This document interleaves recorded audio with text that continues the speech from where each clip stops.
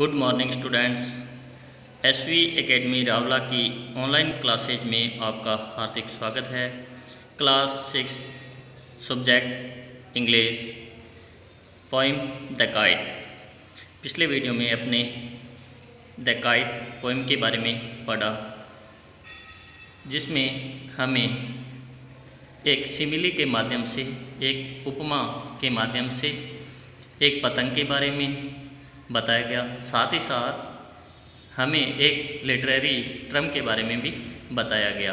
Literary term एक साहित्यिक शब्दावली, सिमिली जिसको बोलते हैं, उपमा अलंकार जो होता है, जिसमें कि कंपेयर किया जाता है, कंपैरिजन किया जाता है किसी एक चीज़ का दूसरी के साथ, जो कि उस सेम प्रजाति की नहीं होती है, सेम स्पीशीज की नहीं होती है।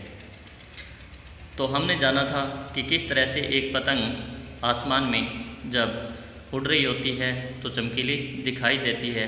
उसके अलावा हमें इसमें शिप के साथ उसकी समानता बताते हुए कि जिस तरह से एक शिप जब पानी में, सेल का मतलब होता है खेना, खेई जाती है, उसका खेवन किया जाता है, तो वो लहरों के ऊपर जिस तरह से बहती है, जाती है, चलती है, उसी तरह से एक पतंग हवा के ऊपर किस तरह से तैरती है और वो कैसी दिखती है, किस तरह से वो जब एक पेड़ के ऊपर अटक जाती है तो फड़फड़ाती है। ये सारी बातें हमने इसमें पढ़ी थी। उसके अलावा हमने ये भी जाना था कि जिस तरह से एक जहाज़ के अंदर एक पाल लगी हुई होती है, यानी कि मोटे कपड़े की एक पाल बनी हुई होती है, जिसमें हवा भरने के बाद वो उसे चलाने में सहायक होती है। उसी तरह से एक पतंग जब उसके पंख हवा से भर जाते हैं तो वो भी तैरने लगती है।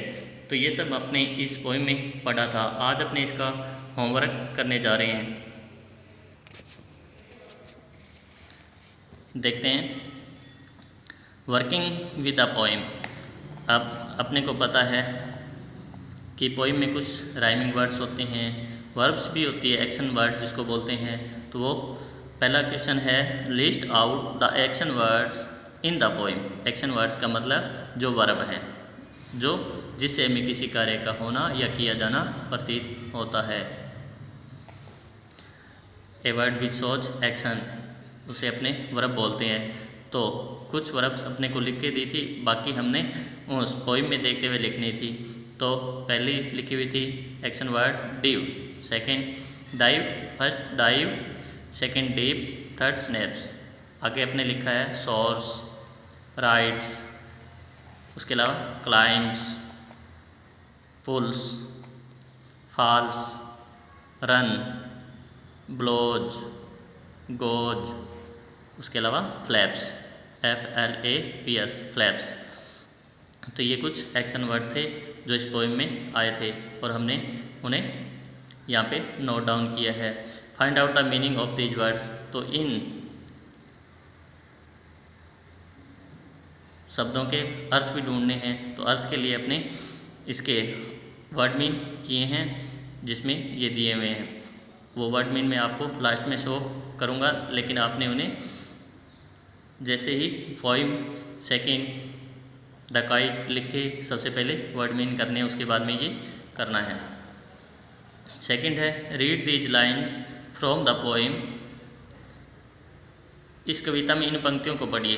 Then soars like a ship with only a sail. तो इसमें लाइक और एज वर्ड यूज हो रहे हैं। लाइक देखो, then soars like a ship, ship के समान, लाइक के समान। तो इसका मतलब क्या है? The movement of the tailless kite is compare to a ship with sail, यानी कि एक पूंछ विहीन पतंग की हलचल को एक जहाज की शेल के साथ तुलना की गई है। This is called a simile, और इसे हम क्या कहते हैं? उपमा कहते हैं। तो सिमिली का मतलब क्या हुआ? डेफिनेशन देखें तो डेफिनेशन देखिए यहाँ पे। Simile involves a direct comparison between two objects and can be recognized by the use of the word like and as. यानी कि सिमिली में दो वस्तुओं के बीच में प्रत्यक्ष तुलना की जाती है और इसे हम लाइक और एज वर्ड के प्रयोग से आसानी से पहचान सकते हैं। उसके अलावा in a simile the objects brought BROUGT brought from for comparison should be of different species. यानी कि एक सिमिली के अंदर जो दो वस्तुएं तुलना की जाती है वो दोनों भिन्न प्रजाति की होनी चाहिए। कहने का मतलब सिमिली तभी होगी जब अपने किसी एक वस्तु की उससे दूसरी किसी भिन्न प्रजाति की वस्तु से कंपैरिजन करते हैं, एक जैसी की नहीं। जैसे कि कोई सुंदर स्त्री है और उसको अपने तुलना करें कि ये तो हीरोइन के जैसी है, तो वहाँ पे वो सिमिली नहीं है, क्योंकि वो भी एक औरत है और कोई हीरोइन है वो भी क्या है, औरत है। तो उनके बीच में तुलना करते हैं तो वो सिमिली नहीं हो सकती। तो इसके लिए बोला गया है कि उसकी अपने जब किसी से तुलना करें तो वो किसी भिन्न प्रजाति की होनी चाहिए। जैसे किसी के मुख की तुलना अपने चांद से करते हैं, चांद सा मुख, तो वहाँ पे चांद अलग चीज़ है, चेहरा अलग चीज़ है, तो इन दोनों के बीच में क्या है, सिमिली है। कैन यू सजेस्ट व्हाट और हु द फॉलोइंग एक्शन में बी कंपेयर्ड टू। उसके बाद में अपने करने के लिए बोला है कि क्या तुम बता सकते हो या सुझाव दे सकते हो कि क्या और किससे निम्नलिखित कार्यों को हम तुलना की कर सकते हैं या इनकी तुलना की जा सकती है। जैसे ही रन्स लाइक, तो अब यहाँ पे ही आया है किसी व्यक्ति के लिए और उसकी दौड़ है वो किसके समान हो सकती है, वह के समान भागता है। किसके समान भागता है, ए हेयर। तो यहाँ पे ही एक मैन अलग है और हेयर अलग है, एक एनिमल है और एक ह्यूमन है। तो इन दोनों के बीच में जब कंपैरिजन हो रहा है तो इसका मतलब यहाँ पे क्या है, सिमिली है। He runs like a hare, he eats like a pig, she sings like a cuckoo, it shines like the sun, it flies like a bird और ए काइट। तो यहाँ पे सिमिली है। उसके बाद में मैं आपको वर्ड मीन शो करने जा रहा हूँ जो आपने करने हैं। आशा करता हूँ आपको ये सिमिली से रिलेटेड समझ में आ गया होगा।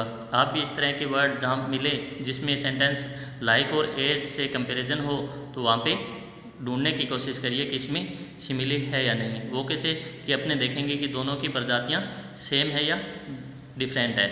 अगर डिफरेंट है तो इसका मतलब वहाँ पे क्या है, सिमिली है, एज और लाइक वर्ड से जब कंपैरिजन हो रहा है तो। अब अपने देखते हैं हार्ड वर्ड।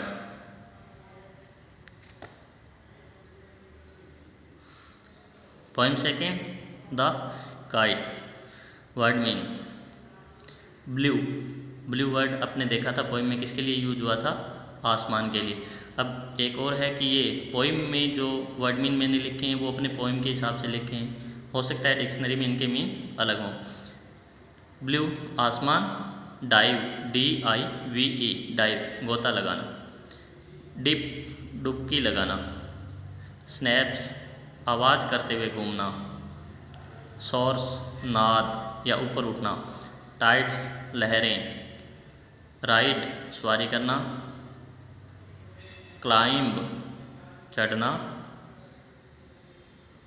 उसके बाद में है क्रेस्ट CREST क्रेस्ट शिखर, गस्ट स्ट्रॉन्ग विंड यानी कि तेज हवा का झोंका, पुल खींचना,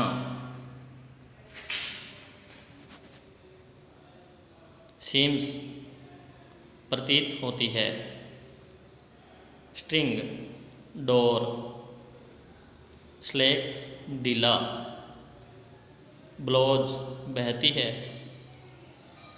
विंग्स पंख, रेजर अधिक गंदी यानी कि बुरी, फ्लैप्स फड़फड़ाती है, टॉप शिखर या चोटी। तो अब एक बार फिर से इनको हाईलाइट कर रहा हूँ, आपने वीडियो को पॉज करते हुए इनको लिखना है।